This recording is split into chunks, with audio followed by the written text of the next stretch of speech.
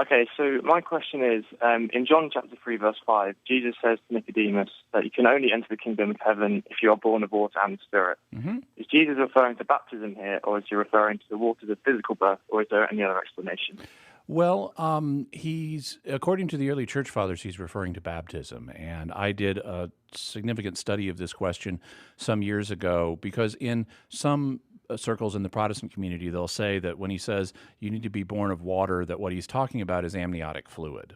And so the idea would be that when you're born of water, that's your first birth from your physical mother. And then in addition, you need to be born of the Spirit. Problem is, nobody in the ancient world took it that way.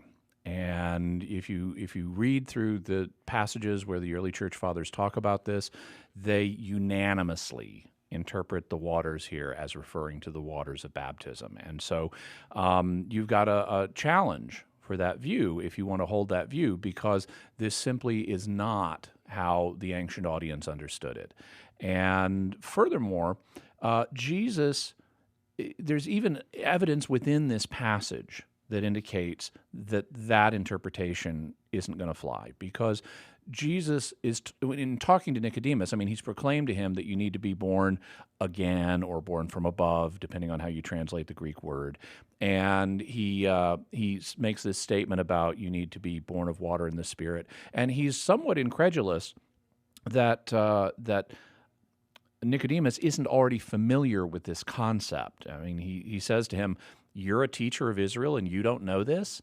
And that's raised a question in scholars' minds about, well, why would, this is a mystery of the Christian age, why would Jesus expect a Jewish scholar to already know about this? And so what they have done is gone back and looked in the Old Testament and said, are there any passages where anything like this is discussed? And in fact, there is. If you look in the book of Ezekiel, God prophesies the coming of an age when he will cleanse his people from their sins and their idols, and he will sprinkle clean water on them and give them a new spirit and so forth. And so that seems to be the background to what Jesus is talking about, and he's presenting baptism as the fulfillment of that prophecy in Ezekiel, which, since it's part of the Old Testament scriptures, Nicodemus should already be familiar with if he's a teacher of Israel, if he's a Jewish scholar.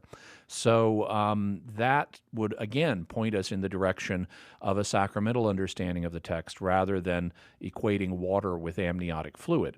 In addition, this isn't our only verse. We've got lots of other verses in the New Testament that talk about the saving action of baptism, so you won't be able to evade the saving action of baptism when you take those other verses into account as well.